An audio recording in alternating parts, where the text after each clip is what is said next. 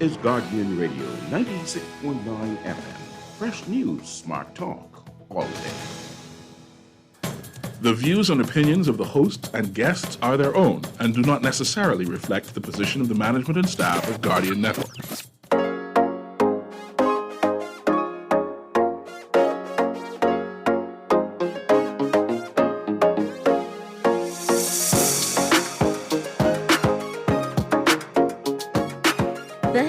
Is sponsored by the Cancer Treatment Centers of America, Burger King, and Fidelity Bank Bahamas.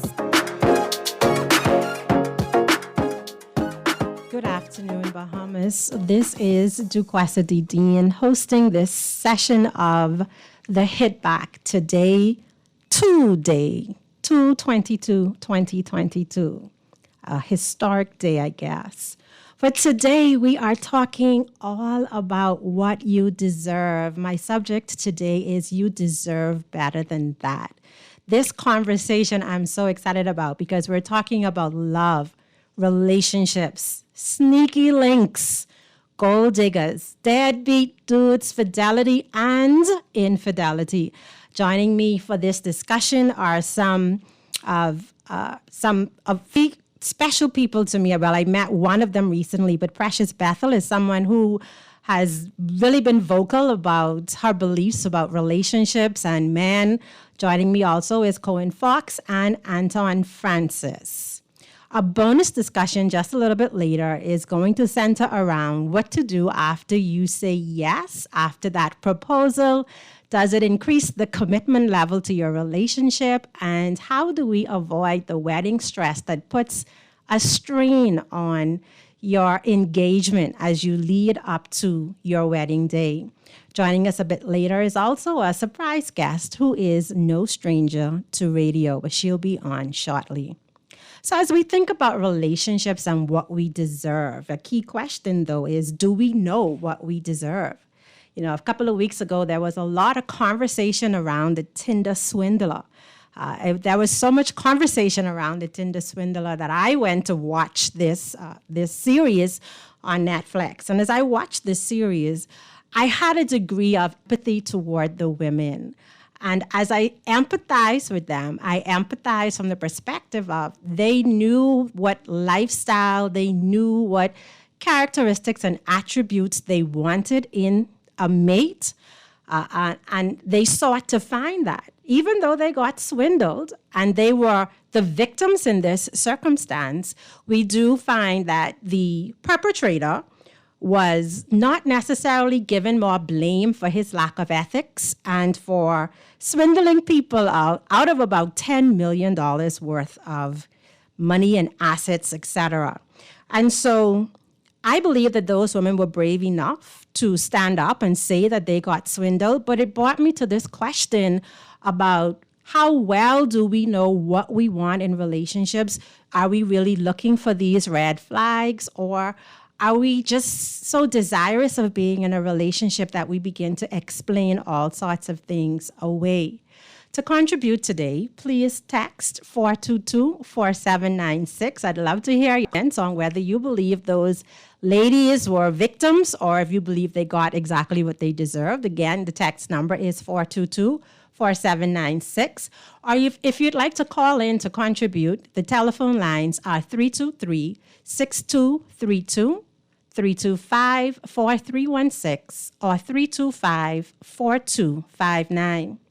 And so, Anton and Precious, welcome today to the Hit Back. Let's get our discussion on the way. As we think about relationships, what do we really deserve? In your opinion, what is it that we deserve as individuals, as humans in love relationships? And Precious, we can start with you. You can go ahead and unmute and share. Good afternoon, everyone. I personally believe that many of us do not know what we deserve. And furthermore, we're confused as to what we should get in a relationship. And so for me, I believe that, a good relationship bring out, enhance the best traits in someone, both genders. So that person, that male and that female, should be happier, more open, more loving, more accepting, and I believe that in happy relationships, healthy relationships, both partners look up to each other, they admire each other. So instead of bringing that person down, you deserve to feel challenged and to be open to each other's new ideas and new concepts. And personally, I don't believe that is fluid in many of the relationships today. And Precious, I really agree with you, because if we look back at where our thoughts of relationships come from, I would dare say that many of us got our thoughts about what it means to be in a relationship from the fairy tales that we watched on television. Back in the day, for me, it was like Cinderella and Rapunzel, which was the representation of damsels in distress and this prince or king who would be coming to rescue us. And so we have this fairy tale notion of what relationships really are. And we look at what somebody brings to the table from more of a financial perspective, rather than their total being, right? Their emotional, spiritual, physical, everything. Anton, what are your thoughts about this? Yeah, I agree with Precious as well. Everybody deserves a companion. Like if you look at even like from family, from friends, you choose who you have around you, and those people sometimes they last a lifetime. And that's a good depiction of like good energy, good vibes, a good source of, just your cup being full. And you want that in a partner, because a partner is somebody you choose for life, not for a moment, not just for a few years, right? So when you choose that partner, you want to make sure that, that person, like I say, is a companion. Like if you look at animals, just look at how they operate. You could get in the most heated of arguments, but it's just the level of respect. It's a level of understanding that comes along with that. It's a level of, just being able to see where that person is also coming from and not being closed-minded to their view of things. Sometimes, we're a whacked way of thinking. Sometimes ego and pride gets in the way. And those things stem from other things. But, if you have like a healthy balance of how you perceive the person that is your companion, is your soul, so people call it soulmate, it just makes it a lot easier, because then whenever they request to do something, then you're open to doing it more so than, I don't really feel like doing that because that's not me, XYZ, Yeah, I agree with you. I believe in the notion of being your best self before you merge yourself with someone else, or even look at a relationship or a love relationship with someone else, knowing who you really are, knowing what your triggers are, knowing what the qualities, what your qualities are, what your characteristics are, so that they can then be aligned with the partner that you're looking for. But I dare say that I ask, though, how many of us really do take the time to get to know who we are, so that we can then match our values, match our characteristics, right, and our virtues with someone else. A lot of times our search for love, and this is my personal opinion, a lot of time our search for love stems from other things, as Anton, as you started to allude to. And some of those things are emotional instability. Some of our relationships are really a need to be validated. We want to be loved. We have not been loved sufficiently by our parents. And if we're willing to take our blinders off and really dig into this subject, a lot of that unhealthy love stems from this place of a lack of validation and support in our family homes. And so we seek somebody to complete us. We seek somebody to really love us. And can somebody really love us if we're not really loving ourselves? What are the attributes of someone in a healthy relationship? What do you see them doing? I heard you talk about being willing to listen to other people. I heard you talk about healthy conflict. I heard Precious and Anton, I heard you guys talking about being open to other people, to listening. But is that really what's happening in our relationships? Because I see more sneaky links happening versus committed relationships. So, And I don't know if it's a generational thing, but let's talk about different types of relationships, because not everybody wants a committed relationship. Some people want to explore, some people want to have multiple partners, and we're going to touch all of these things as we continue our conversation. I do have a texter saying that women think that meals are free, but everything has a price. So, Precious, let's talk a little bit more about the various types of relationships. Do you think that women are looking for committed relationships, or do you think that they're looking for fun and for something to fill the time and somebody that can satisfy some of their physical longings? Well, Ducasa, this is a very funny topic for me. Firstly, I believe that this is the age of the feminist. And so women are looking for, a lot of women, they say, let me word this correctly. They say, I do not want a commitment. They say, I do not want to be in a serious relationship. And they find themselves, I'm only speaking for women now, we find ourselves in what you call, quote unquote, sneaky links. And again, this is the age of the sneaky link. However, I believe that sneaky links are fallacies and they are myths. Let me explain why I believe this. So you enter this union with the thought that it is only for pleasurable purposes, right? However, the dubiety or the issue that many, they're not cognizant of is the fact that of the emotional and physical exchanges during coitus, okay? So our mind says, I don't want a relationship, and that may be true. But what persons don't realize, Ducasa, is when oxytocin is released during this exchange of hormones, we find ourselves in wanting more than what we say. We say, hey, I don't want a relationship. But we don't realize what we are actually doing when we engage in these actions. Now, of course, men are better able to not become as attached as women. But speaking from experience, I have found that even when that contract is signed by both parties, that we only in this for pleasure, people start to catch feelings, quote unquote. Persons start to say, hey, I don't want you going out with that dude, or I don't want you seeing this girl, or I don't want you doing that, or I want to come over more. And you become more intimate with that person. You start sharing information about your life with them. They are there for you at low points, at high points. So what really is the sneaky link? I saw a post the other day and I did laugh. It says, these sneaky link relationships be hurting more than marriage. So really, honestly and truly, we have to be careful when we say we're going to become a part, or we're going to be a sneaky link, because like I said, there are fallacies and there are myths, and I'm speaking from personal experience. It really does not work like that. Precious, that's deep right there, right? Because listen, when that stuff good, it's addictive and you want more of it and you don't want anybody else to have it. And so it makes a sneaky link situation really difficult. So those of you who are listening, I just want you to participate in our conversation by texting 422-4796 and let us know what your views are on sneaky links, which is the new word for hookups, right? Are hookups the way of the future, Anton, or do you think that people have this genuine need for companionship and being in relationships?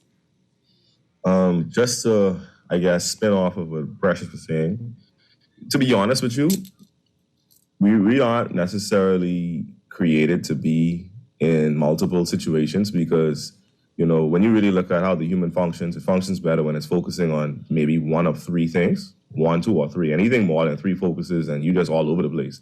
And that's when people start to find themselves getting, quote unquote, sloppy when it comes to situations like a sneaky link or whatnot, right? That's why having multiple partners is stressful for most people. And hence, she saw that post that said, it's more stressful than a marriage, And the only reason why, it's so stressful is because of the amount of obligation that comes from you. It's like you have to be this person in this situation, that you're putting on, multiple different masks. So, sneaky things have been going on from before I was born. It just wasn't called that, right? Right. It was a Ghost Move. That's what it was called back in the day. Yes, And God Ghost knows what it was Move. called before that, right? So, yeah, like this stuff has been going on for probably hundreds of years. It's just more so now people are just making it more modern when it comes to the terminology. And I just feel like it's a lot of work, if you ask me. When someone finds someone that really vibes with them, naturally they tend to drop everybody. When someone else, let's just say they find someone that does them well, but they just don't know how to accept it. That's a personal inner thing. That's an inner struggle that they're finding within themselves, not with the person that they're with. But then, of course, if they're narcissistic, that's a whole different topic, right? But yeah, I honestly feel like it's really not something that it works long term. Okay. Yeah, our biological chemistry is just like for men, because we give, it's a lot easier for us. But even with us, men fall to certain women. Like, that is it. Like, they fall in love. That is the end of that. Is that man is head over heels. And then for women, I know Precious said oxytocin, which is actually a very powerful hormone that once that's gone, once that comes out, that's that's when you just want to be selfish. And for good reasons, because that's how we were meant to be. In companionship, we were meant for companionship, right? In the Western world now, we are in most committed relationships, are monogamous relationships, right? We have one partner that we make a firm commitment publicly to. In other cultures, though, there are, I don't know the exact term, but they have more than one wives. They have multiple partners that are accepted by their society standards. And mostly it's the men, more women partners than the women having additional partners. And so do you think that men were made to be committed in one relationship, one woman, Anton?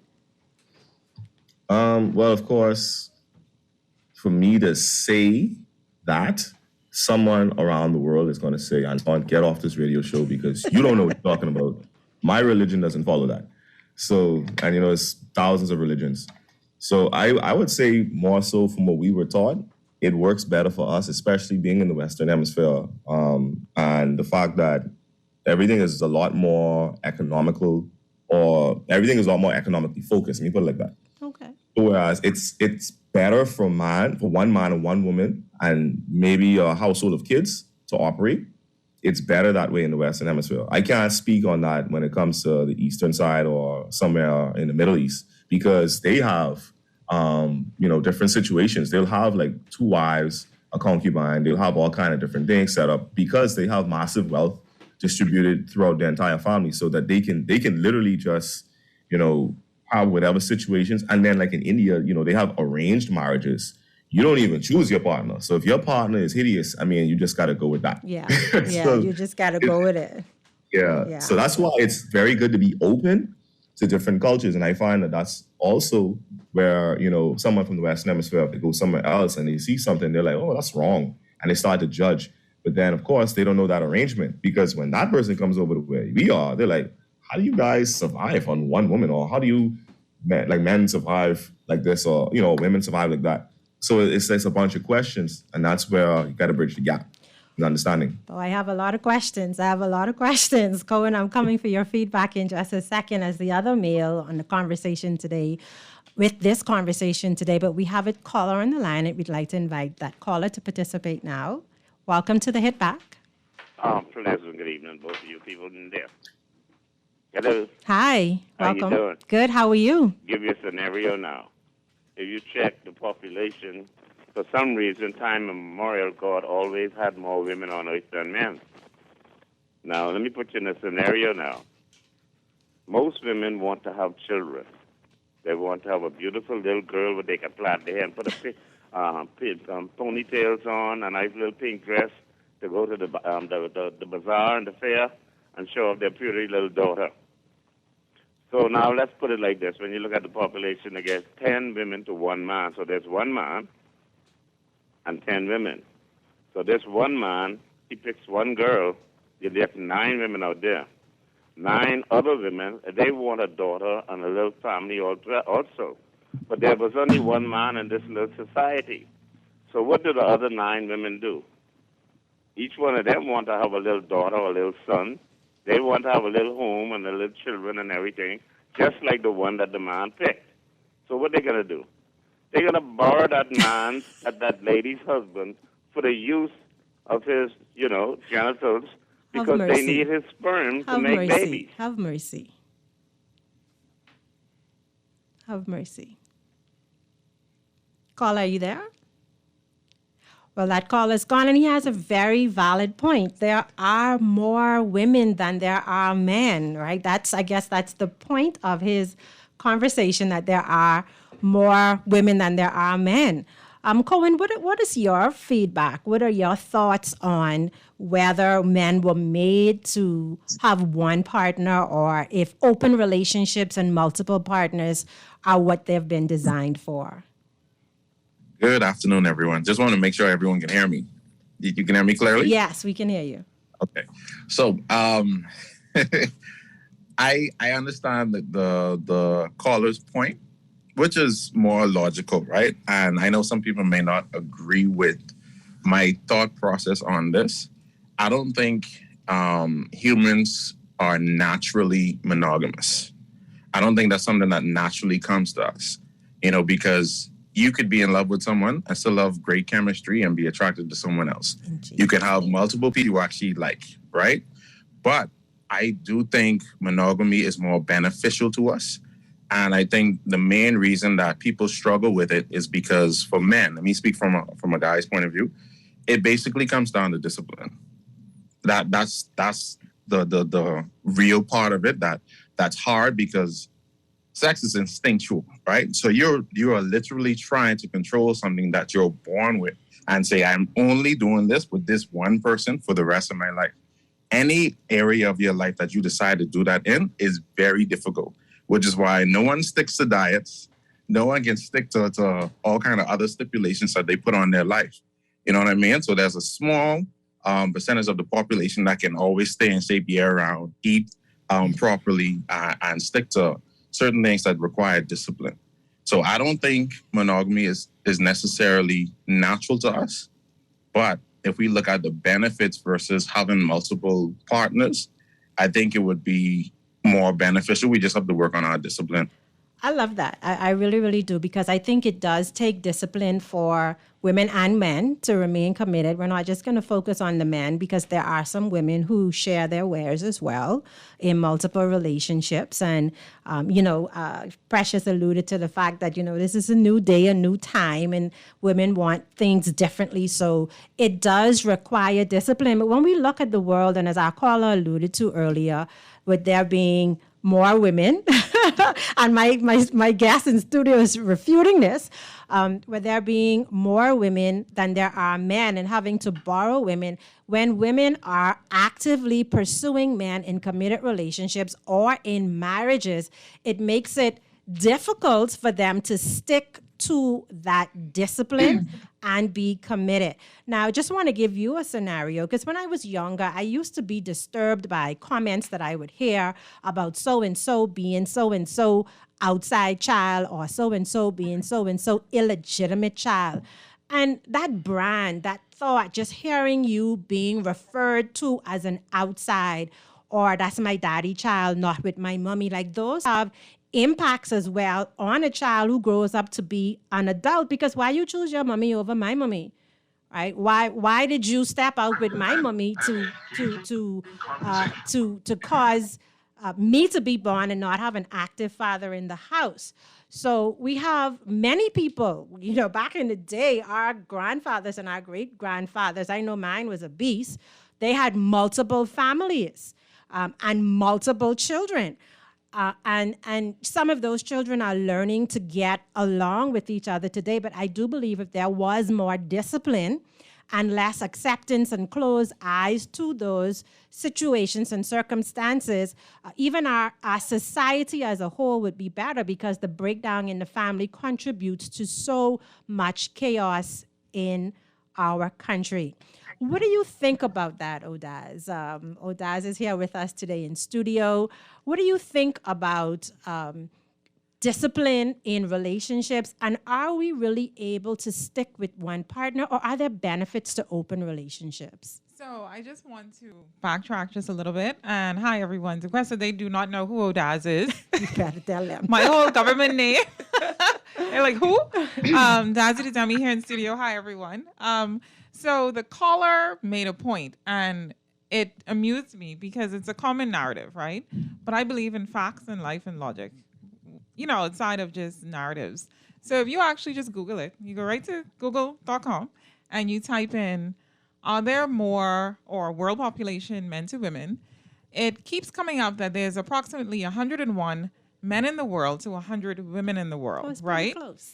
So men actually outnumber women in the world, right? And if you look at like the World Bank statistics, or you look at, posts in the Washington Post, etc., you will see that in certain countries there may be an imbalance, but overall for the entire world population, there's no 9 women languishing But listen, it's to an one. imbalance here in the Bahamas.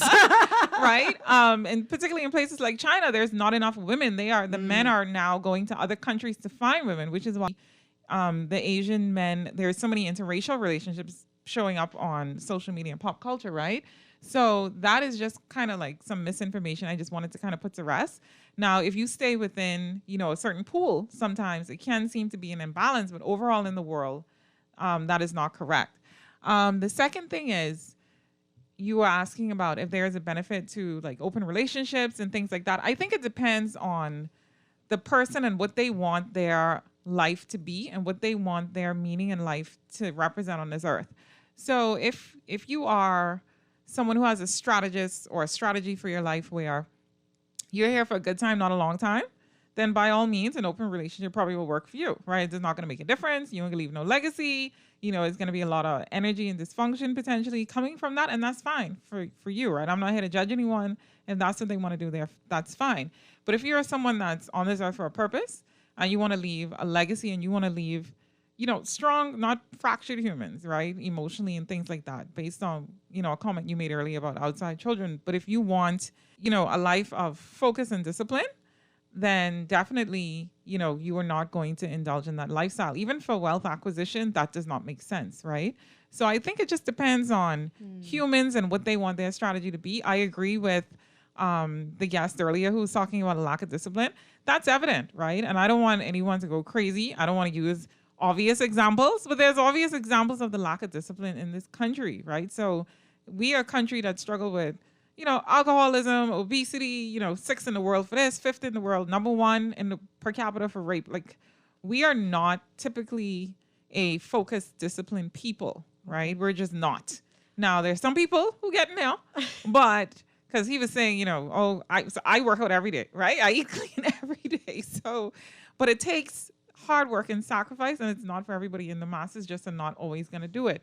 So I think it just depends, like I said, on what their strategy is. I do really firmly believe that in our culture, it is difficult for men to hold firm to that discipline. Simply, we have women, like Precious alluded to earlier, that are a bit more forward. They don't care that you're in a relationship. They don't care it's not that the women's fault. I understand that, Yeah. but they participate, and they do have a degree of fault in it for knowing that someone is in a committed relationship and still pursuing that person. Yeah, so I want to bring in these guests because to get their opinion. Yes, but this is true. But this all goes back to the fact that there was some sneaky links. There was some relationships back in the day where our grandfathers had multiple families, and some of these are learned behaviors as well, right, with men. Now, let me just read this comment first. Somebody texted in and said, well, it seems like hookups are becoming the future because I can't see a person turning over 50% of their belongings if it doesn't work out. That person says they know who you are because they used to listen to you. Someone else is saying, tell your guest in the Bahamas is 7 women to 1 man. Somebody else is sharing with us that although Dazzy is correct with the actual you still have to take into consideration how many of those men are in jail or prefer men. Some are married and some are single. Let's talk a little bit further, though, about commitment, relationships, and love. And I want to ask this question over to Cohen, and then I'll ask Precious and Antoine to also contribute. Do you believe that class has, and when I say class, I'm talking about socioeconomic status, the poor, the middle class, the rich, and the wealthy. Do you think that love can transcend those? And let me just set up a story for you. I remember many years ago, I was at a dinner at an affluent family where one of the sons were making ready to travel to another country for university. And as a part of the discussion, this son was encouraged to make sure that he finds the right woman to marry because there are certain women you only play with. So when he travels for university, make sure that he chooses a girl who is in his economic status, but is okay to play with the girls who aren't. I want to get your put on that, Anton. What do you think about that? Is your love dependent on your financial status or your economic status? Well, to be honest with you, it all depends on, how you're set up, because there are families that are like that, whether they're middle class or whether they're, like you said, affluent. And you'll find them more in the affluent sector socially because they want to protect their wealth, like Dazi said. It's all about wealth acquisition, and then for them, and then it's also about wealth preservation, which is you ain't gonna preserve wealth. It's somebody who spends a lot of money, and you're trying to make a lot of money.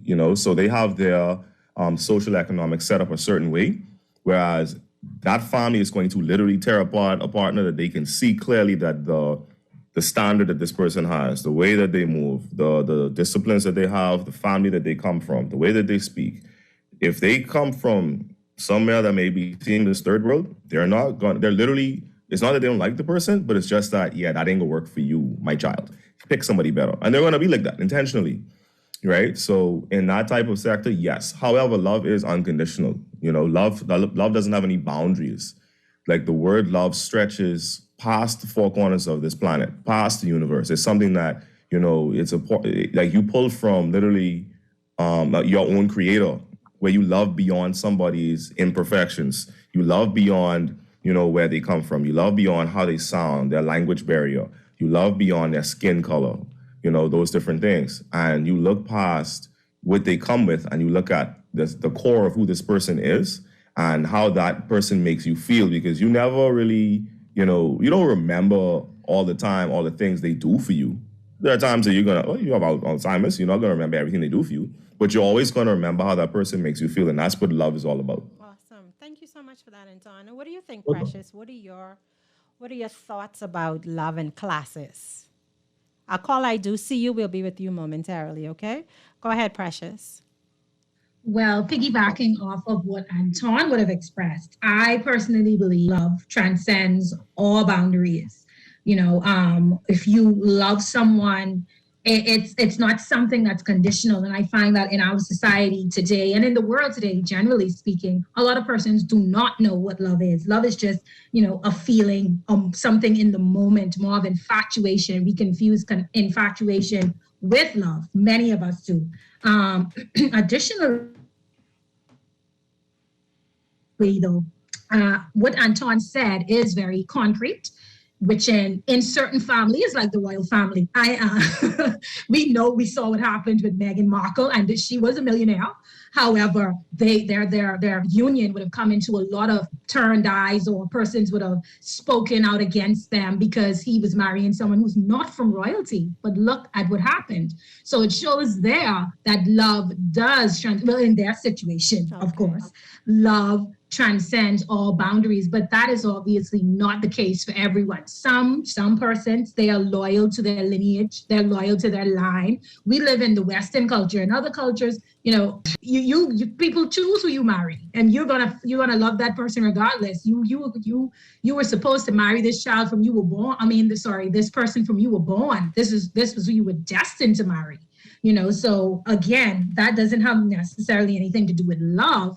But again, I personally believe that if you love someone, you love that person, regardless of their status, their social class, you would love that person as they are. Okay. All right. Colin, let's hear from you and then we'll go to our caller. What are your thoughts about love and classes? And should we be looking for love with someone who is either on our same economic status or above and only play with those who are under that level, or should love be love irregardless?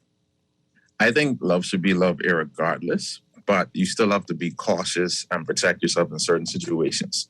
You know, a lot of times when people talk about situations like this, they kind of use extreme situations to prove their point. Like, let's say someone is ridiculously wealthy, and then you go in with someone who can't even find a job, you know, something like that. So you still have to take into consideration, how will this person impact my life and my future plans, the different things I have outlined for my life in itself, you know, because love by itself will not make a relationship last. It may sound good, but it's just not realistic. You know what I mean? And it's amazing we talked about this topic because I was actually in a situation like this at one point. There was a girl I was dating, but I couldn't even meet her parents because her mother didn't feel like I came from a family with money. Ooh. Like, she refused to meet me. And it was Wow. like this cannot be in the Bahamas. Like, you being serious right now. So eventually, of course, that was one of the shortest relationships I ever had because you could feel like the tension and everything like that. And I was not used to being in situations like that. I'm used to, okay, if me and someone just started dating, I'm coming by the house to introduce myself because your parents should know the type of guy that you're dating in the first place. If you're out with me, they should know, okay, protect you. And if they need to get in contact with you, they know who you are out with. All these different things were going through my mind.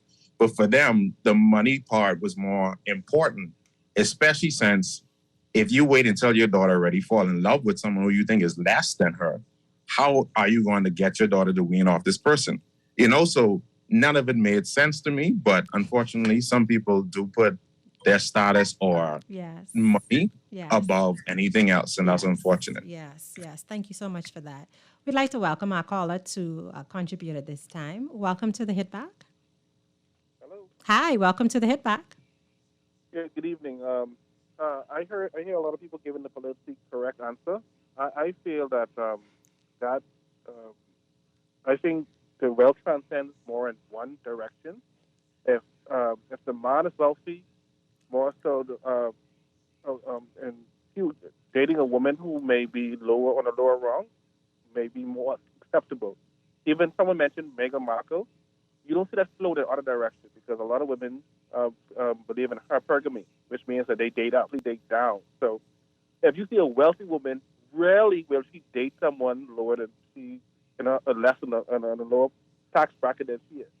So that usually flows one way. You'll see a Prince Harry marrying Meghan Markle, but you wouldn't see usually a woman with high status marrying down because a lot of women don't think that way. So wealth transcends more so from a man because biblically and traditionally men are known to be the providers. So I can see that transcending more and for men marrying women from a different status, but not the other way. Just look at it. Talk to any woman, and they'll tell you the first prerequisite they ask for is you got to be making good money. You have to, what they call it, security. You have to have security. Women look for security. Right. So usually that flows one way. It don't flow the other way where women date down. Awesome. So it would not transcend when it comes to women dating men of a lower economic status. Great. Thank you so much for your contribution. We do also have a texter saying the birth rate is essentially 50-50. The reason we end up with more men than women is because men are always killing each other, war, and unhealthy as well as risky lifestyles. We do have another text sharing with us today that women tend to date up because men are told to be the providers. Men tend to don't care much about the female finances, which really takes us into our final conversation before we take a break. And that is really, were the victims of the Tinder swindler really victims? Because when we talk about women looking to date up, and I'll set the scenario for you, here is a man who is purporting that he is an heiress and he is rich and he is flying you over across the world on your first date. You're living in lavish hotels. He is spending like crazy money on you, and at some point in the relationship, he says, my money is tied up. I can't access my money. Can you lend me X amount of money until I get my money to pay you back? And over time, these women loan him up to $10 million. Women across the world were financing his lifestyle as he financed other women's lifestyles, wearing the best of the best clothing, jewelry, having the high lifestyle, that women were sending him money under the guise of lending.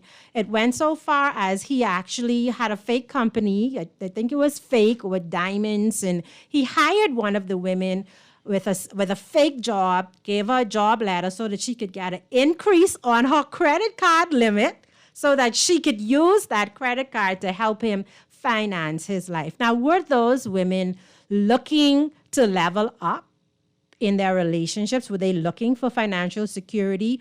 Were they looking for a certain kind of lifestyle? I'd like you to text in and let me know if you think that those women were gold diggers, and that's 422-4796, or if you believe that they were just swept off their feet with this charismatic man who they fell in love with. Odaz, what do you think?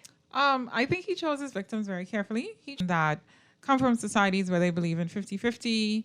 A lot of his victims were from a particular part of Europe where that was considered normalized, right? Sweden, things like that.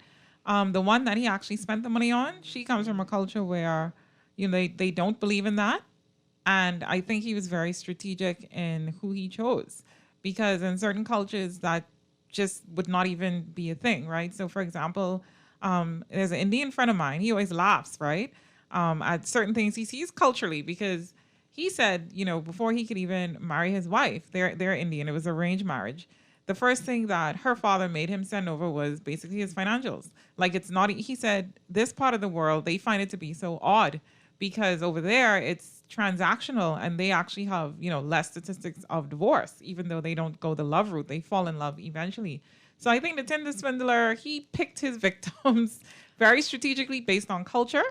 And I think the one that he spent money on, was she Russian or Ukrainian or something? I don't remember. I don't even remember, but that's the one who sold his clothes to get her money back, if I remember correctly. So I think he knew what he was doing.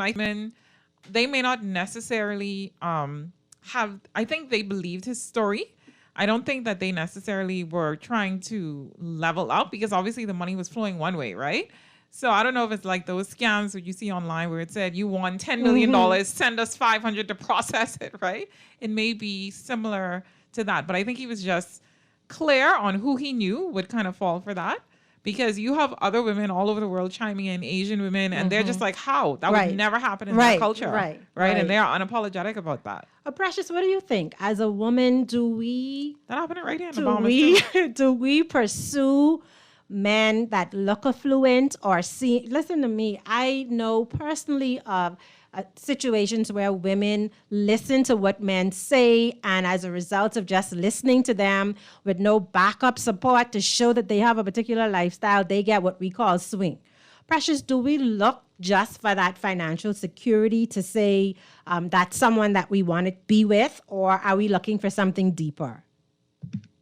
Well, for me, and we gotta talk quick on this one, 2 minutes each, guys, because we have to go to break. Okay, for me personally, I believe that I'm looking for more than just financial security. I need emotional security as well as spiritual security. So I'm not just looking for a man who all he has is a bag to offer me. He has to have some more than a bag. And I know that a lot of women, they're not really interested in all of the other things that I would have mentioned. But we see that when they get into these relationships with men who have a bag, they're still, they find that they may cheat, or they find themselves unhappy because they would have pursued a relationship with a man that only has money. And yes, boy, money is good. Money makes the world go around. But for me, it's not the only thing that I'm looking for in a relationship. I definitely need, the word security is true, but I need 3 forms of security: financial, emotional, and spiritual. Awesome. So Antoine and Cohen, hold your thoughts. We'll be right back after the break to get your thoughts on gold diggers and financial security for women.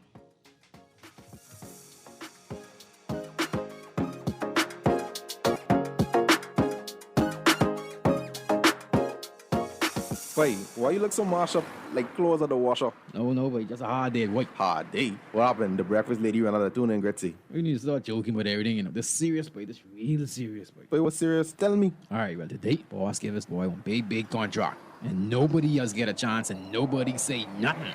Boy, you know that ain't right. You know government contracts ain't supposed to go that way. Yeah, but nobody's saying nothing. Boss man just tell people to sign the papers. Then he send me to meet this boy downtown and collect this envelope. You need to tell somebody. You need to become a whistleblower. You know I's a real man, but I never blow no whistle. I be drunk all my life and drunk, you know. No way. A whistleblower is someone who tells people what they see when they see something wrong happening at work. But I ain't no whistleblower, and I ain't no snitch. I still white there, you know. But ain't nobody gonna know it's you. All you gotta do is call Crime Stoppers, or you could text them from inside the Crack Crime Bahamas app. They don't ask about you, and your call goes straight through to Miami, so nobody know you is. And if you text, your message get mixed up like Kong Salad. Call 328-8477 from Nassau or 242-300-8477 from the Family Islands.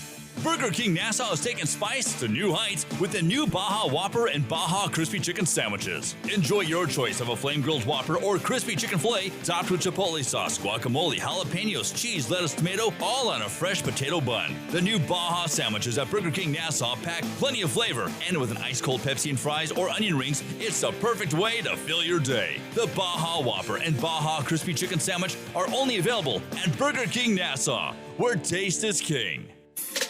Join the Nassau Guardian as we celebrate International Women's Day, Tuesday, March 8th, 2022. This global day is celebrating the historical, cultural, and political achievements of women in the Bahamas and around the world. Join us as we celebrate and recognize the outstanding Bahamian women in religion, politics, sports, national security, business, education, and community affairs. For more information, call the Nassau Guardian at 302-2300 or call your account executive. But join us as we celebrate women's achievements, raise awareness against bias during International Women's Day, Tuesday, March 8th, 2022.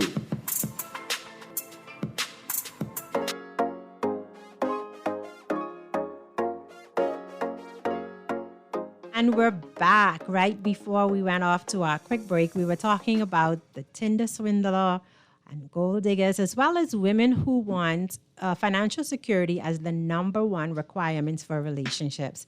Antoine, can we hear your opinion on whether that's priority as a man? Is that your experience that it's priority number one for women? I don't think it's for every woman. I think it's for most. Okay. I think also it's because it's a narrative that's being pushed extremely hard. And then, of course, you have where if you look at who is the influence of, I guess, that particular demographic of women, those are the boss chicks, the women that say, oh, you get you a man who could do this, do that, do this, do that. And that's, I guess, it's appealing. And I mean, it is what it is, you know? So there's that woman fits for some man somewhere. I don't know. It is what it is. Like I said, you know, if she could find it, then by all means go and get it. However, she can't be naive to the fact that there are things about her that has to match to get that man, because that's like most women want the top 1%, or I don't even know if that's 1%. That's like literally a fraction of the 1% that most women they see themselves being with, okay. But they don't know what that man wants back in a woman, you know? So, or are they willing to do what it takes to become the woman that man wants?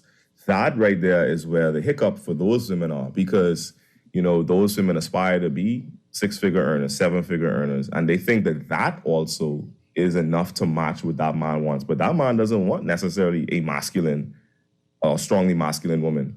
He may want a soft woman. Like one of the callers, he said, you know, he may date down to get a woman that may be more submissive, that may do the things that, you know, he may not want to focus on, and she complements that. And not because he's asking her, but because it's something that innately she just wants to. Listen, and existing in our masculine energy is heavy and tiring. Cohen, we have 2 minutes before we go to the news. So can you share your opinion before we have to break? My opinion on it, I think those women are just naive. I don't think it has anything to do with women that okay with going 50-50, because 50-50 really is a partnership. That doesn't only focus on financial stability or anything like that. And I also don't necessarily agree that most women want security, because in this day and age, right, you have a lot of women that go to college to get their degrees and stuff like that, and they're going up in the corporate world. They don't want to have all kind of kids stay at home and stuff like that. They want to make their own money, right? So if you never plan on stop working and you plan to keep making money, my money ain't a security for you. That's not a focal point of yours, if you really think about it, right? So if that is the case, like it just don't make sense logically. There's no way I can say I want security, but I will never stop working. I can have all my money. In a sense, it's almost saying your money is security for me. I don't have to spend mine while I make as much money as I possibly can and spend yours. You know what I mean? So I just feel as though the issue with those women with the Tinder swindler, or however you call it, most women don't know how to differentiate lust with genuine interest, which is why a man can just so-called sweep you off your feet by doing these nice actions. But men already studied women. I know I'm going to get a raise out of her if I do this. So let me just act like that. So women have to find a way to separate genuine lust from genuine interest. Oh, I kind of, I'm seeing some shaking heads inside here, Cohen. But thank you so very much. Let's just get these last few comments in from our text line. Someone is saying that the ladies from the Tinder swindler, they were gold diggers, which is why they were not able to determine that this is all a flam. Another texter is saying Bahamian women will never date a man without a job. Dazzy, please be honest, they're saying. So saying that while the Tinder swindler picked his victims carefully, we need to pick your male We need normal male, not Disney World and religion solid ones. Do better, Dexter. Thank you so much for your contribution, though. It's been a wonderful first hour here on The Hit Back, having this conversation about love, relationships, about gold diggers, about we haven't really touched those shady dudes yet, but we're coming back to that. Sneaky links, marriage, and fidelity. On the next side of the news break, we will be talking about what makes a man say, I want to marry you. What is it that makes him say that you are different from every other woman? I want to marry you. And as you begin the process of planning your wedding, what are some of the stresses that actually hurt your relationship, and how can they be alleviated? So we'll be back right after the news.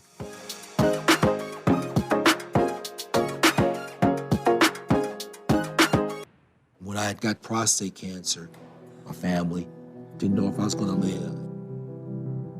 At Cancer Treatment Centers of America, within days, I got an appointment. They presented me with treatment options, and we set up a robotic prostatectomy. When my scans came back, there are no signs of cancer. They don't see you as a number, they see you as a part of the family. I'm going on with my life. That's a real gift. Call us at Cancer Treatment Centers of America. Tired of banks forcing you to use technology to bank the way they want you to? Your convenience is important. So no matter what your banking needs, Commonwealth Bank's friendly staff are always available in branch for that personal one-on-one service. But when you choose technology, our online and mobile banking app offers you state-of-the-art functionality. The choice is yours. Commonwealth Bank. Bank the way you want.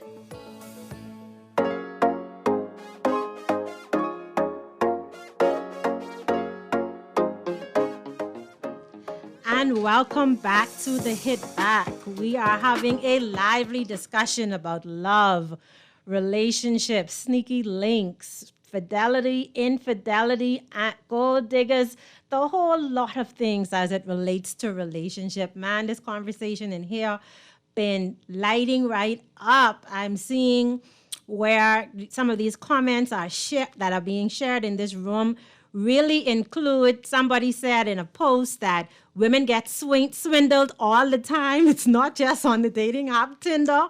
What a time in the land. Somebody else shared that, I don't believe a Bahamian woman wouldn't date a man without a job. I believe it happens a lot. And we see where that woman shifts what she is willing to put up with after that situation. We do also have some comments here about the fact that relationships should be 100 and not no 50-50. Someone else is saying you could easily see which women are just looking to benefit and manipulate men into paying everything while they save all of their money. We are also seeing comments about the feminine and the masculine type of woman. And there was a question really here about how the boss chick shuts it off when she gets home to be a submissive woman. Listen, I need some tips on that because I still trying to be a whole lot more submissive as a boss chick wife. But let's talk about, guys, we do have wedding extraordinaire planner joining this engaging conversation, Leslie Pinder from Leslie Pinder Events, Wedding Planning and Events. So we're going to shift the conversation a little bit after this to talk about the stress that wedding planning puts on a relationship once you decide that this is the woman that you want to marry or this is the man that I want to be with. But let's be real. When you're a boss chick, when you are the breadwinner, when you are at the top of a multi-level company and you the CEO or you the managing director, you in control of things at work. Everything is your responsibility, right? And you're married to someone who may be or you're in a relationship with someone who may not have that higher level position at work, but you used to making all the calls, you used to all the orders and stuff like that. How do you go home and be a submissive woman? Text into the text line, please, 422-4796, or call to contribute at 323-6232 or 325-4316, 325-4259. Cohen, let's hear from you. Let's hear from you on what makes you choose one woman over another, and how do you relate to a boss chick? Boy, the boss chick thing, I feel like that's dangerous because you have all women calling themselves boss chick, and a lot of times I don't even think they understand what it means, or they don't necessarily have certain attributes that give you the right to call yourself a boss chick, if you get what I mean. So for me, you just can't talk to me like I'm one of your employees. I feel as though a woman will naturally submit, and that doesn't mean that her husband is a tyrant or like you have full control over. It means you respect me enough to find out my thoughts on anything that you decide to do, right? So I won't do anything or suggest anything that will bring harm to you or to bring harm to our relationship or anything like that. You trust me enough. And I hate so much that people try to make it seem like you are the leader in the house if you make more money. If you deciding that someone is a leader because of the money they make, you will always have someone that will be a leader over you. It's the respect and how you treat people that makes you the leader. If people can trust you, it has nothing to do with how much money you make. You given out, like, let's say how we determine who were the best kings in human history. It had nothing to do with money. It's who their people actually trusted, the people who actually they looked out for the persons who are making decisions over their lives and stuff like that. So people make it about money, and it's like you will never be happy, but that's how I honestly feel. You will never be happy. Okay. Wow. Interesting. You killing yourself over here, bursting at the seams to have this conversation with Cohen. Let's hear it. Boy. Whew. Cohen said a lot. The thing about it is, so I just posted on my Facebook, they have like the stories. She's on YouTube, and you can go ahead and look her up if you're interested in this conversation. Her name is Mina Irfan, right? And she makes about $350,000 to $400,000 a month, right? And she was talking about, the clip I put up was talking about how women from the beginning of time have always been industrious and had businesses, but the concept of business in the modern world is extremely masculine structure. So her take on it was the energy that women get from operating in the masculine world, which they have to, right? To protect themselves, to get things done, it's a lot harder. Her opinion was if you want to remain in your feminine, you can still make a lot of money and even more, but the type of business you get into kind of matters, right? And so she doesn't have to turn it on and turn it off. She stays in her feminine and she still makes a lot more money than a lot of people make in a year, than a lot of people make in 2-3 years. So that was her take on it. It's an extremely interesting conversation. Her name is Mina Irfan, if you're interested in watching some of her stuff, Minairfan, right? And then back to Cohen's point about money not mattering, right? In terms of leadership, it plays a bigger role than I think people are willing to admit, because deep down, money is so emotional for a lot of people. Money actually represents your right to exist on this planet. We live in a financial planet. And I think it's Grant Cardone who says that money may not be important, but it's right up there with oxygen. If you do not have money, you will die. If you do not have money, a lot of times, family members will die, right? Which is why people only find it sometimes acceptable to raise money when, a medical procedure or something is coming up, or some, big emergency, right? But in everyday life, it's considered to be unacceptable. And I think that that's very sad. So money does matter. And that plays a big part in the effectiveness, because if someone is a leader and they're able to be completely generous with their money, they could change so many lives with that. So I believe that it only amplifies what traits are already there, but it's absolutely important. And I don't want it to be minimized in this conversation in any way, because it does put a bearing. Trump was a very different leader because he had his own money. Okay. So there's a lot of things that he was able to do very differently than someone else who would have, had to wait on funding or had to ask someone else for money. Precious, I know you had a conversation, an article going that women don't only want money. So how important is money in a relationship?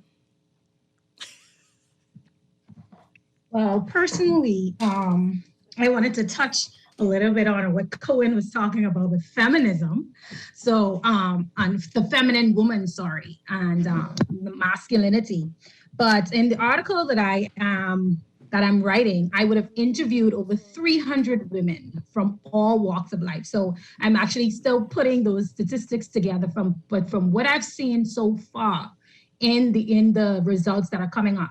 Women want security, but they want more than financial security. They want emotional security as well. Money, yes, and those quotes that Odaz mentioned, they are extremely powerful. I totally agree. In the same vein, you see a lot of women today, as I mentioned earlier, they are not happy with the man who only has money. So they say with their mouth, I bring the buy, you spend money on me, I want a Birkin. But they get this Birkin and they're still not happy. And then so some men would be in and say, that's because women don't know what they want. But really, it's because they don't only want money. They want more than that. And then there's this joke that I saw on Facebook the other day that said that it only had 3 things that men wanted. And then it had about 100 things that women wanted, right? Which is true. Women want more than just money. Money is important, but weighing in on the Tinder Swindler too, and what we were discussing and what we're discussing here, a lot of women are being swung. I believe they swing every day in the Bahamian society with men that do not fit their tax bracket. So that shows right there that they don't really want money. We see women taking care of men, and we try to undermine it, but it is a serious issue in the Bahamian society. When then they come on and say they're deadbeats or they're this or they're that, but you knew that this man didn't fit your tax bracket or what you were looking for, but you still settled for him, quote unquote. And so again, is it really that they're looking for money or they're looking for love? There's some deep stuff. That's some deep stuff right there, Precious. No, she's right. Yeah. And it's normalized here, because you always hear about the women getting dropped to work, in their car, Right. and then their guy Right. takes the car. Right. Oh no, they have to or- catch a ride. They don't know where Yeah, the car is yeah. all day. Or you hear about, the guy they're Sorry, dating, guys. Sorry. eating their children's snacks, right? You see those jokes all the time. And it's changed the dating world so much because a lot of men now, they don't even want to court women. They asking the woman, when you taking me out? Yeah. When you buying me? Yeah, the roles are kind of switching. When you picking me up? Lord, Anton, Quickest way to get Lord, blocked. Cohen and Anton, y'all really think about this. Text us, please help That's us so out there. normalized. 422-4796. Leslie, what say you? Listen, That is normalized. I feel like Precious and Cohen, they're making sense, right? Yes, money is important, Dazzy, but women who have money, they're prepared to just turn that switch off when they get home and just focus on love, respect, security, and intimacy, okay? Because money will come, money will go, but guess what? At the end of the day, that's what you want, to feel feminine, feel loved, feel like a woman. You know women who turn that off? From what I've met and in my line of work, most women cannot turn that off, Well, I can. Yeah? I can turn Okay, it off. you're rare. I can turn it off. It is hard to turn off. It's hard to turn off, but I can. Okay, you're because very rare. At the end of the day, Yeah. When you look around at what you've done all day, all week, working hard, on calls all day, in meetings, you want to come home and turn off the switch. You want to be with your significant other or And your let them husband, take the and let lead. them Yes, take the Lizzie, lead. You throw want that to put down. up your feet. You want to let tired. them cook. You want to let them Yes. draw your bath.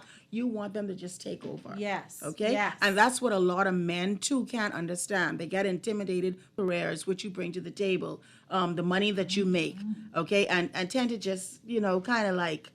But hold on, Leslie. If you want them, if you want to kick your feet up, you want them to draw your bath, and you want them to cook, what if they looking for the same thing? Yeah, but it have to be a balance. balance, It can't You be can't a- do it all a the one-way time, situation. But let me hear from Anton. Let me hear from Anton, because I agree with you. If you have to exist in masculine energy, you have to know how to switch that off for the success of your relationship. Right. Because otherwise, that's like that you have two men in the relationship when you are a woman. And you're bucking heads all the time. So Anton, what are your What a thoughts? And time. Paula, we're coming to you in just a second. And then we'll hear from the guys on what makes you propose to a woman so that we can get into our wedding conversation. So, Anton, let's hear from you. What are your views? Look at that Precious say, call on, please. The thing is, the rules are starting to switch a bit. And I've been saying that for months now. It's more so where, like, basically what was just given as an example, that's an example of a masculine woman, and you want or a man who's more in the feminine energy. Right? Because you don't necessarily see a strong man. Because think about it, we're doing dangerous jobs. We're doing heavy lifting jobs. We're doing jobs that make our skin rough, our hands rough. You don't want that on your skin, rubbing your back. Imagine having all kind of callus rubbing on your back and on your foot. That is not going to be enjoyable. So what women are now asking of the modern man, well, I don't know if it's the modern man, but what women are asking of man or men to be more feminine towards them after they go through a hard day of work. And that's pretty much what men are always asking of their women. So the rules are switching. It's not that men can't do it. It's just taking us some time to really get comfortable being more feminine. And we're not taught to be more feminine. We're taught to be masculine. Like when you go in the barbershop, it's masculine conversations. When you go and play sports, it's always masculine energy. When you go to work, you're in a masculine situation. No one tells you and then think about it too. When you look at society, men are being grown up by women, right? But then that woman is masculine. So he doesn't see like a man doing that. And most people are visual, right? So I'm not disagreeing with the fact that it can happen because it's happening. There are a lot of very feminine men and they're doing it. Awesome. Thank you so much, Anton. Yeah. No, he's right. Thank you so much. Yes. Yeah, I think Precious is going next because she's been begging. I got to get this caller first. I just want to share that someone wrote that they think most guys just don't want to be taken advantage of the same way women say they have to operate in their masculine energy because a man have dropped the ball. That's a reactive response. So with so many women taking advantage of men today are trying to protect themselves. What is this today? What a conversation. Caller, welcome to the Hit Back. Good day. You're doing so good, and you're so brave to handle such an important topic, because all around me, I've seen, on my hands, let's say I have 10 fingers. I know there are 10 marriages that I've seen in the past 28 years of my marriage. I've seen almost all of them disintegrate. Marriage, people can't stay married. What? Something is wrong with the picture. You need to you're being real, and I thank you for that. You're very brave, and keep up the good work. Thank you. This a needed conversation. All the best. Thank you very much, caller. Thank you so much for your contribution. We have another caller. Hello. Welcome to the Hit Back. Yes, good afternoon. Yes, a very interesting conversation. And I'd like to just put in my psychological outlook on this thing which you're all talking about, right? And welcome to, good evening to your guests. And so, yeah, I'm 57, and so I never was married. I have 3 marriage certificates in the marriage office, right, that I paid for, but it never came true. So my first baby mother, we had broke up, and she became a deaconess, right? And so I was always attracted to her, and she was always a nice person, and so we decided to get back together again, but she was in Andros, and I was in Nassau. And so we used to conversate a lot, and I always used to send groceries and money for my daughter and everything. You know, the distance didn't stop me from taking care of my child, and so we decided to get together. But what happened is I developed a relationship with a lady here. And so, being that she was over there, I used to go over there, and, we decided we would get married. And so, after counseling one day, let me tell you how terrible God is. Mina was coming from counseling with a female pastor, and I was in this Jeep with them, and I was the only male in there. And I saw my Nassau girlfriend passing through the same corner by the sports center as I was in the Jeep with them. So I tried to get low in the Jeep, right? I don't know how that could happen, because it was just like perchance. And so for some reason, she found out just through Nassau Small that I was getting ready to get married to this person, and it caused a problem. But one of the reasons why I haven't been married as yet is because my philosophy is I always wanted to date and be in a relationship with a woman for 7 years. So by that time, I figure everybody would have revealed themselves to one another, right? You learn everything about one another. And so as I get older, I learn not to impress women. I think that's where a lot of men go wrong. Mm-hmm. We put on a false face, and I realize that when you first meet people, everybody put on this facade or this profile. True. And so I go beyond that, and I just watch and listen. So I had a girlfriend who was a nurse. This was maybe my best chance of getting married. She was a Christian.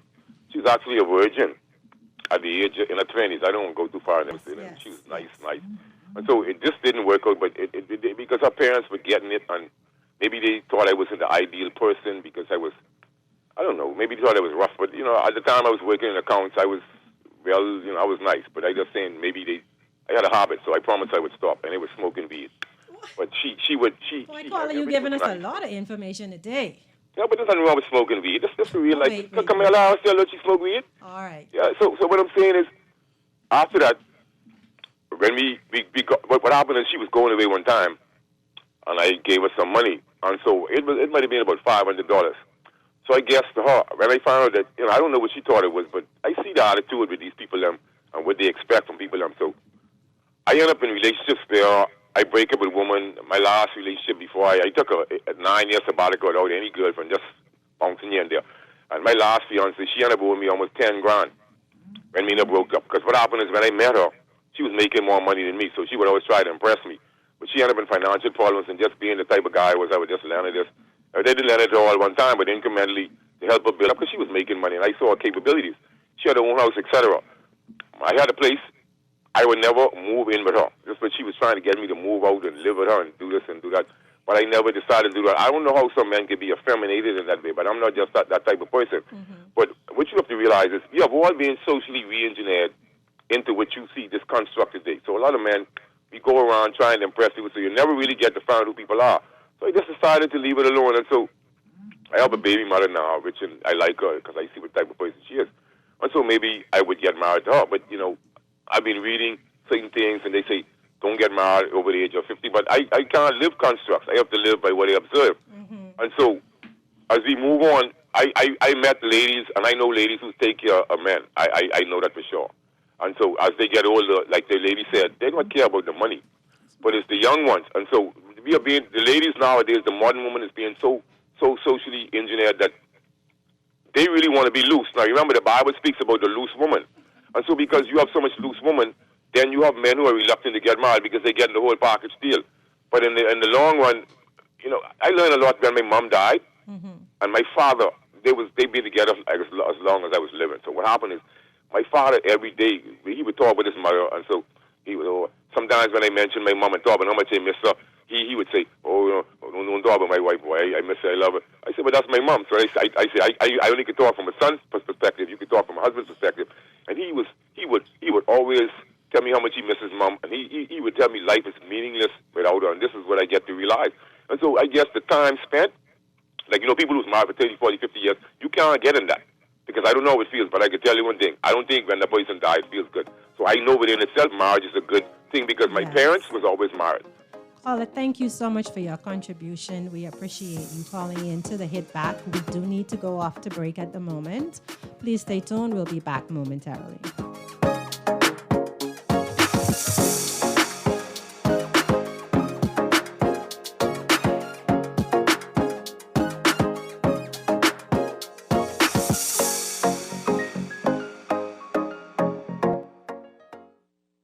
Burger King Nassau is taking spice to new heights with the new Baja Whopper and Baja Crispy Chicken Sandwiches. Enjoy your choice of a flame-grilled Whopper or crispy chicken fillet topped with chipotle sauce, guacamole, jalapenos, cheese, lettuce, tomato, all on a fresh potato bun. The new Baja sandwiches at Burger King Nassau pack plenty of flavor, and with an ice-cold Pepsi and fries or onion rings, it's the perfect way to fill your day. The Baja Whopper and Baja Crispy Chicken Sandwich are only available at Burger King Nassau, where taste is king.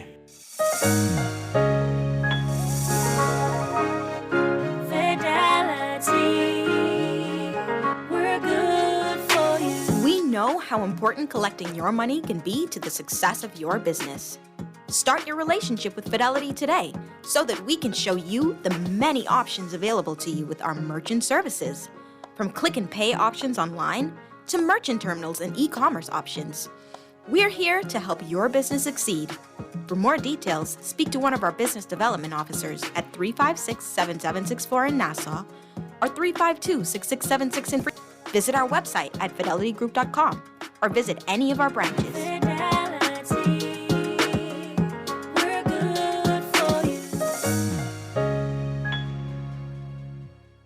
When I got prostate cancer, my family didn't know if I was going to live. At Cancer Treatment Centers of America, within days, I got an appointment. They presented me with treatment options, and we set up a robotic prostatectomy. When my scans came back, there are no signs of cancer. They don't see you as a number, they see you as a part of the family. I'm going on with my life. It's a real gift. Call us at Cancer Treatment Centers of America.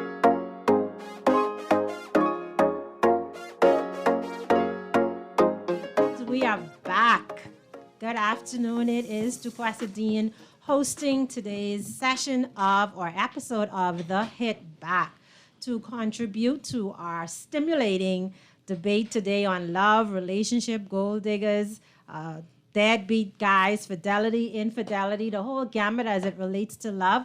Please go ahead and text 422-4796, 422-4796, or call us on 323-6232.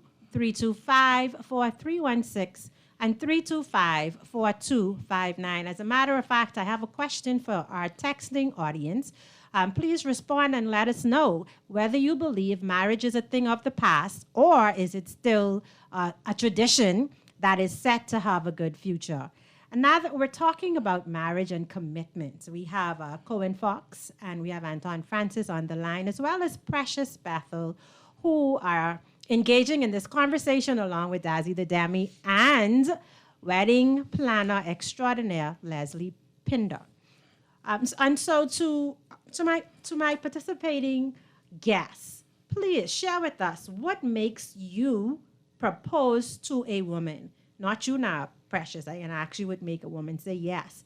But Cohen, what is it that makes a woman stand out enough to be marriage material? What do you look for? For me personally, I think how she speaks to me and how she treats me and how I feel around her, to be honest. And I think most people can relate to that feeling of infatuation that turns into like this love and you don't even know what you should do before you should spend all your time with this person.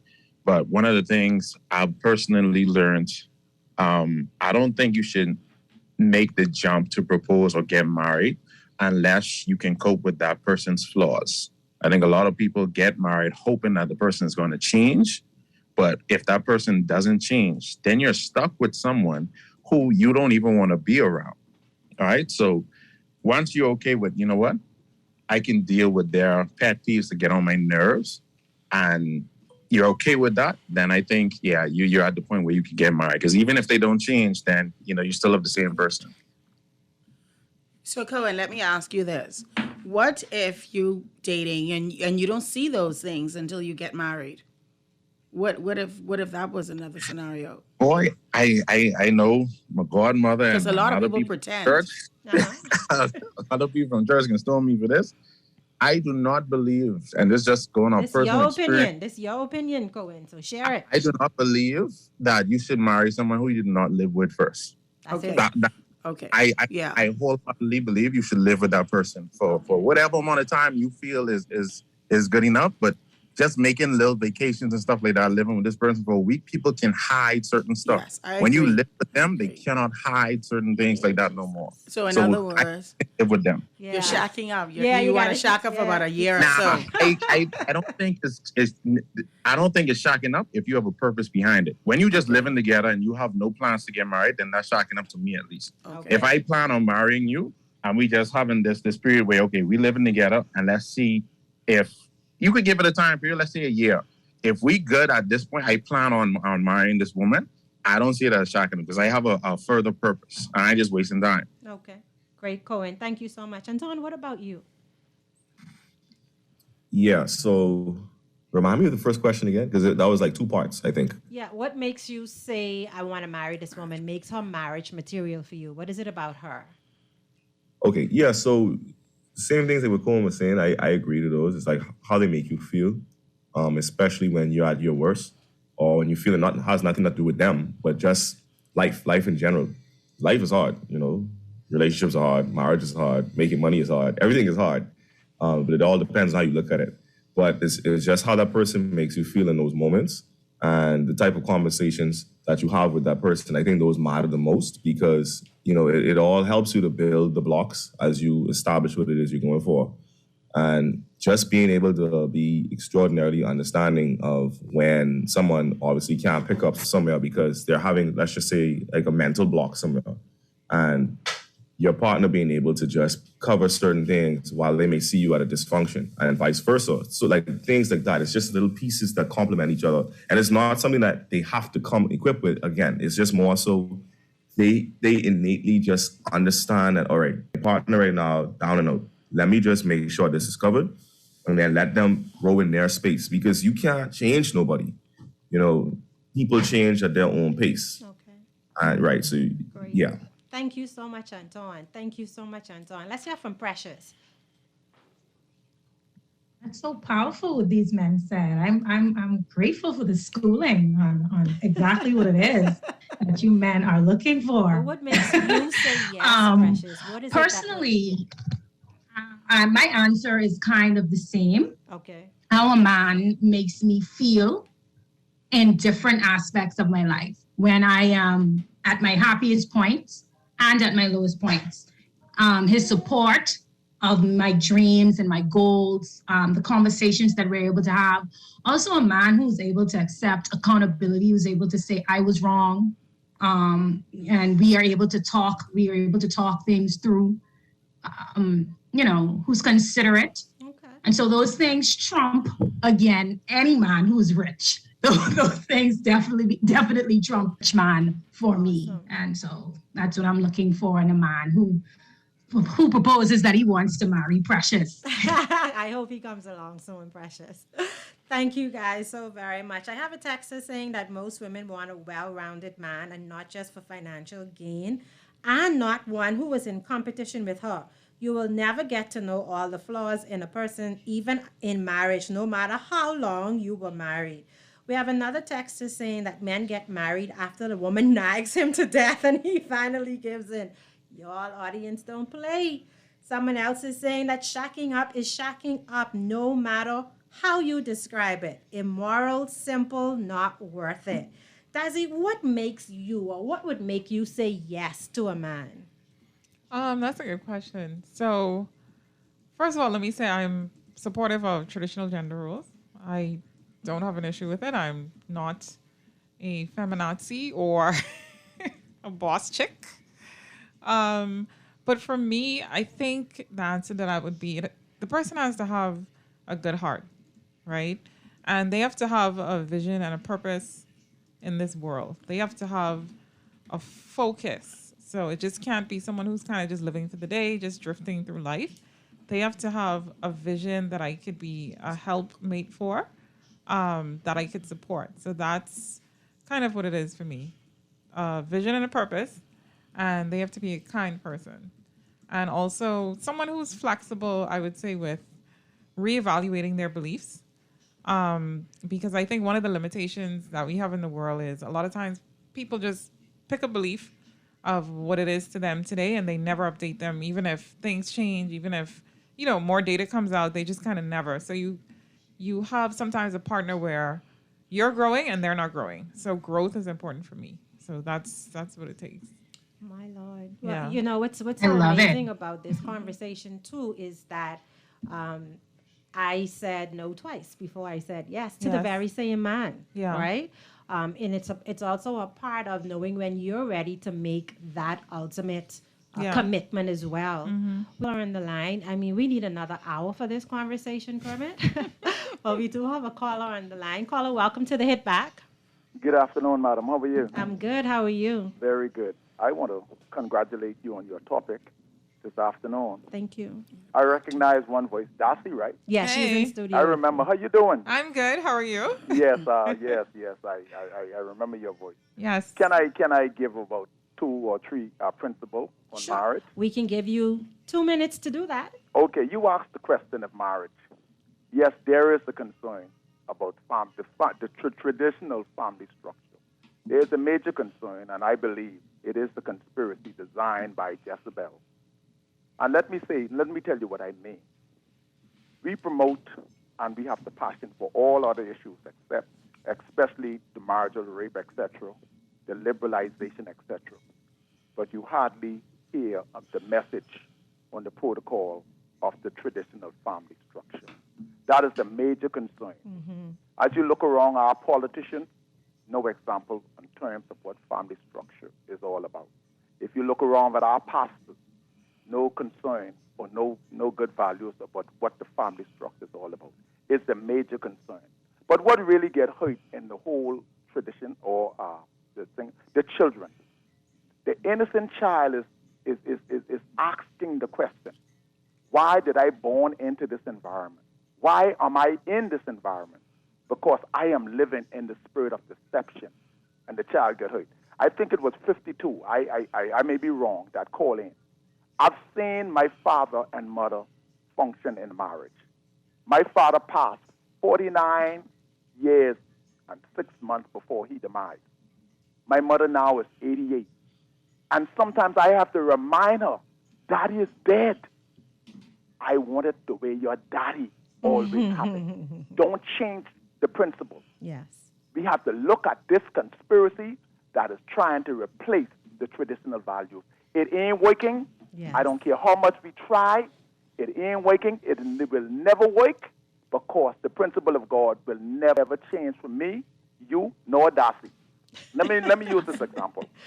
There's a popular artist, Rihanna. They're celebrating her pregnancy. Celebrating her pregnancy. That's an insult to the traditional family structure. I see 2 big bow men the other day on CNN adopt children, and they celebrate that. Why is it that we cannot celebrate the traditional family structure? Yes. This is a conspiracy, and it's heavy in this country. And if our sisters, one of the greatest principles to win a man's heart is 2 principles: respect and grace. Let me use this analogy.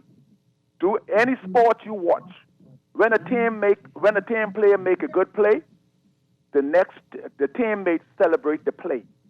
In relationship, when either person bring excellence to the relationship, it ought to be celebrated. When you decide to compete, your relationship is in problems. Our sisters are losing their grace fast because they are competing with their relationship. Okay.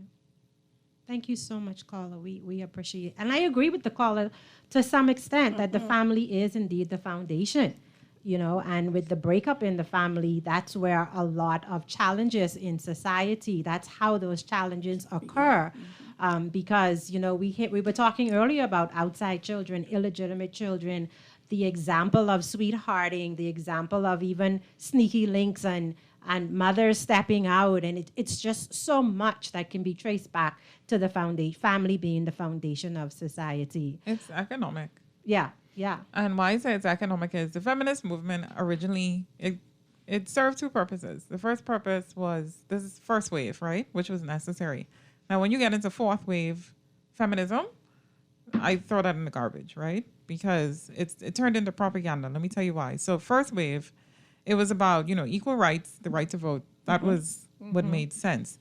It was then weaponized because the government realized that, okay, you have half the population that we cannot tax, right? US, basically the Western world.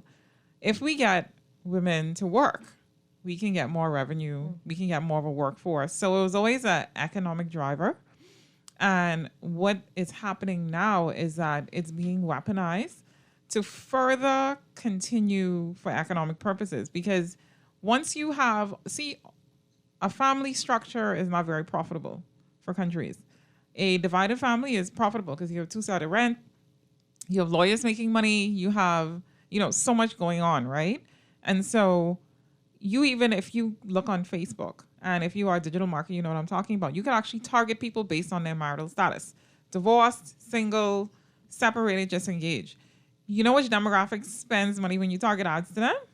Which one? Tell me. So I get to a targeted What do you... Divorced, right? Because the emotions that are put into these ads, they're preying on is, like inadequacy, shame, et cetera, et cetera. So it's all economically driven. Now, at the expense of the family. Correct. Yes. And when I came to that realization, I was actually an atheist then, right? This is before I converted to Christianity. And I realized that that's what it was. So I completely divested from anything that had to do with looking at the division of the family as a way of normalcy. And then I realized also that Black culture, right, has been exploited, particularly because we are large consumers as well. So if you keep the Black man and the Black woman fighting, that is very financially profitable. Okay. And I don't think that we are at the point where we are able to see that yet. Everyone is still holding on to their narratives. And we are already matriarchal in design, not patriarchal like most other races. Yes. So that post-traumatic slave disorder is a serious thing. And it is one of the reasons why we have, high rates of, illegitimate children. In the Black community, marriage is not seen as a rite of passage. And these are all statistics you can look up. It is seen, in fact, Black men tend to discourage, depending on the circle they're in, they will actively discourage other men from getting married. That's like a common narrative, right? And in other cultures, they see that as just, you be a man and you take care of your family. Right. So the narrative of, women having these children and the father's not taking care of them, I don't understand how that turns into the women picking better, which I do understand in a sense, but, other races don't have that degree of an issue because the men are responsible. In fact, that's what the term shotgun wedding, or they say, make an honest woman out of her. This is a deep conversation. We definitely need a part 2. Yeah, I don't know. That's why I don't conversation. I don't get into these conversations. We definitely need a part 2 for this conversation. Yeah. I do have a texter calling in to say that texting in to say men have to stop looking for a woman to mother them and to look for an equal partner helping each other. Now, we've talked about a lot of heavy things this afternoon. We have talked about love with the relationship, gold diggers, deadbeat dudes, sneaky links, And we came to a point in our conversation where we started to talk about what makes a man say yes to a.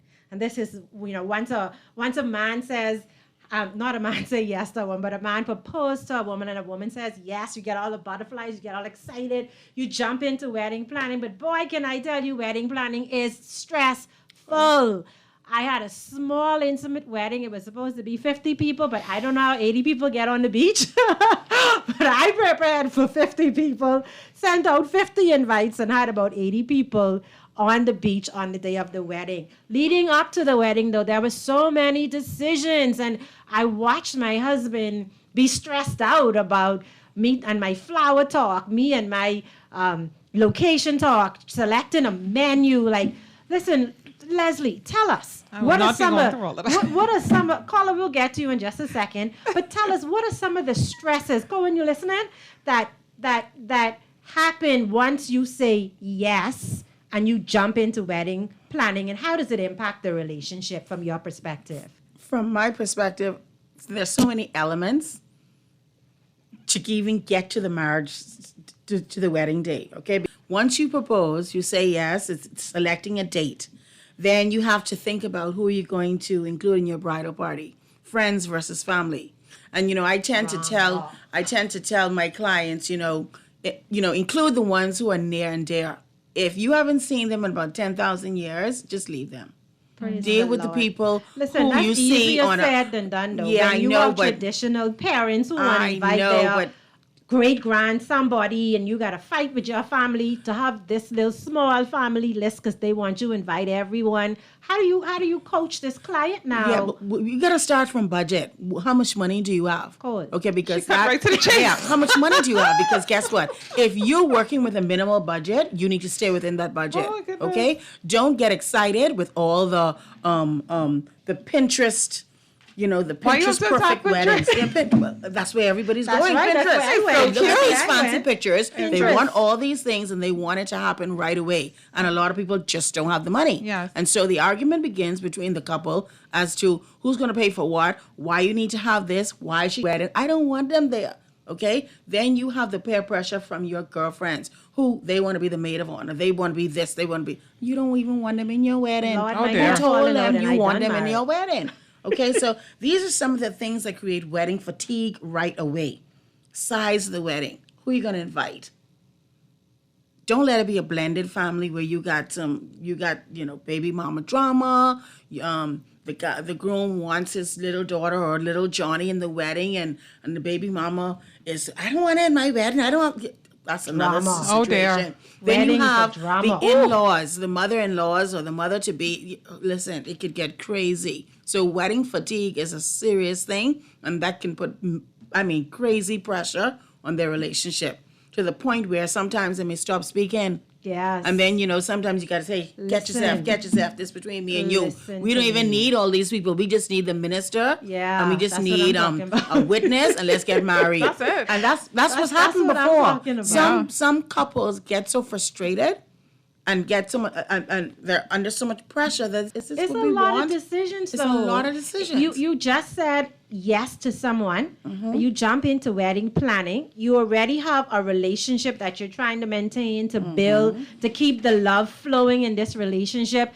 Now you're moving into all this stress and taking on stress from everybody else. But can I tell you that when I was planning my wedding and started to experience that stress, shall I pick up the phone?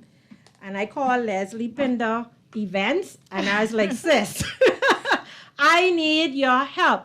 And I recognize that sometimes we want to do it alone because we want to save money. First of all, we want it our way, second of all. But once you came in and started to talk about this, my vision for how I wanted the beach to look, my vision for how I wanted the food to set up, you came and you worked the event and made sure that I was able to just throw that stress on you. But you see, as a planner, I'm not just there just to plan the wedding. I'm there to help you put some things into perspective. Hey, catch yourself.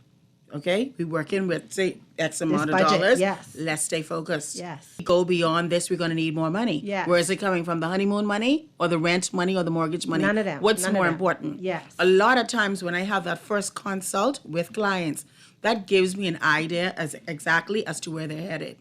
Are they interested in just the wedding day or the day after? And that's important. Okay, so, couples need to have the conversation as to what, having the wedding is all about. Are we going to allow peer pressure or family pressure dictate to what we want? Are we going to try to please everyone, or are we trying to please ourselves? Because at the end of the day, once they say I do that night, who's there? Just us two. Yeah. Just you two. Yes. So you need to have the conversation. And I always tell them, communicate. Don't, separate the sheep from the goat, Do what you want.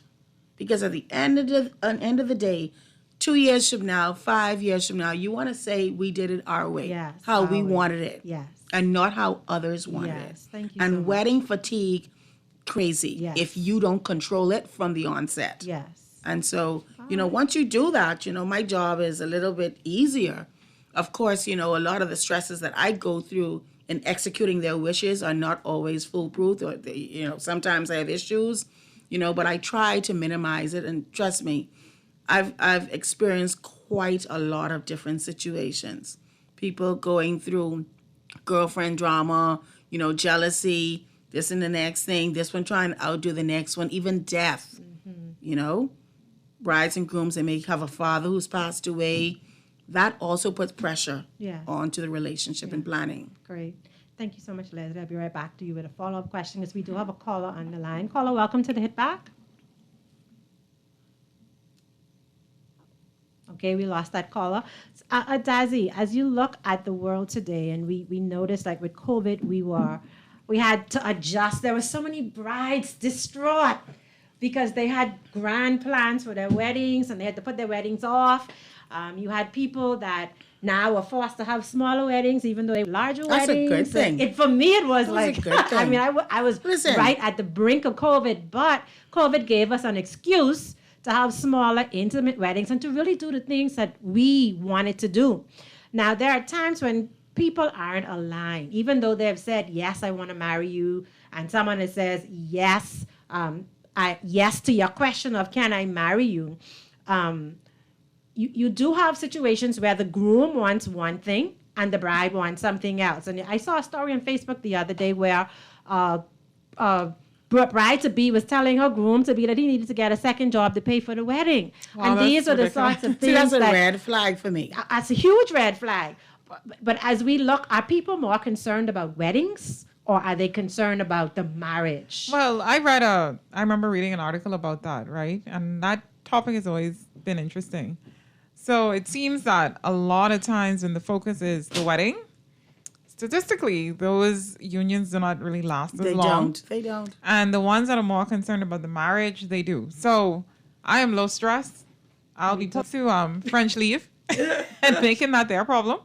And a Luther, because our resort is amazing. I agree. And call it a day, because at the end of the day, the additional stress is not worth it. Because the people you're going to have stress for months and months and months. They're going to come, eat your food, take pictures. What my mom used to say, talk about you anyway. And don't buy no gift. And don't buy no gift, right? And then go about their business. So I think that the resources, couples, if they're truly aligned, should be more focused on the honeymoon, making sure that they spend money on that and really minimizing the wedding itself, but more so on the experiences and the life after. But it depends too on your purpose for getting married. A lot of people marry for validation.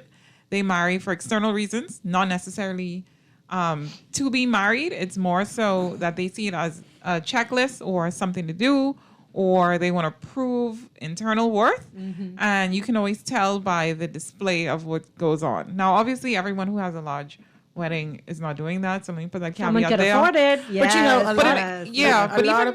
Go ahead. A lot of people who are having these large weddings are only just trying to put on a show, They're doing a lot of little wedding events like sail-aways, all kinds of stuff. I think it's cute, but again, that's expensive too. But I don't think anything money for that.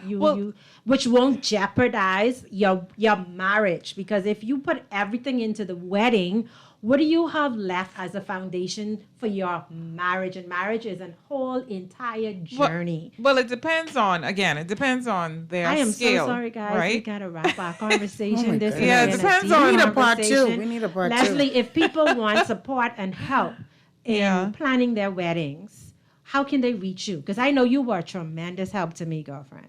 Well, I am always available, 456-4920.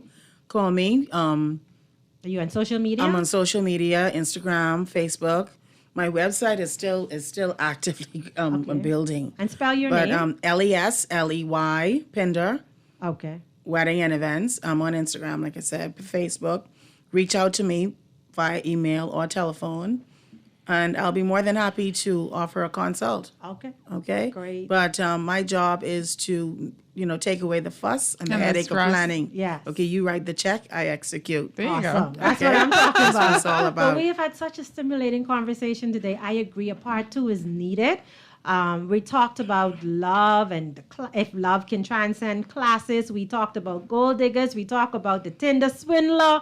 We talked about male and females who having sneaky links, fidelity, infidelity, you name it. We talked about it. And we also talked about what happens when you say, yes, I will, and marriage fatigue. So in 30 seconds, Daz, give us your closing remarks. I'll come to you, Leslie, and to my guests on Zoom, 30 seconds, because we have a hard cutoff, okay? Go ahead, Dazzy, 30 seconds. Yeah, I'll give my closing remarks first. I just want to say that above all in life, everything becomes easier if you don't control people, but you control yourself. Awesome. So once you're focused on what you have to do in this world, a lot of things just will seem easier. Leslie? Yeah, I believe everybody should work together for a common goal. Once you have the same vision, you're the same goals, you respect each other, don't try to impress people, be yourself. Yes.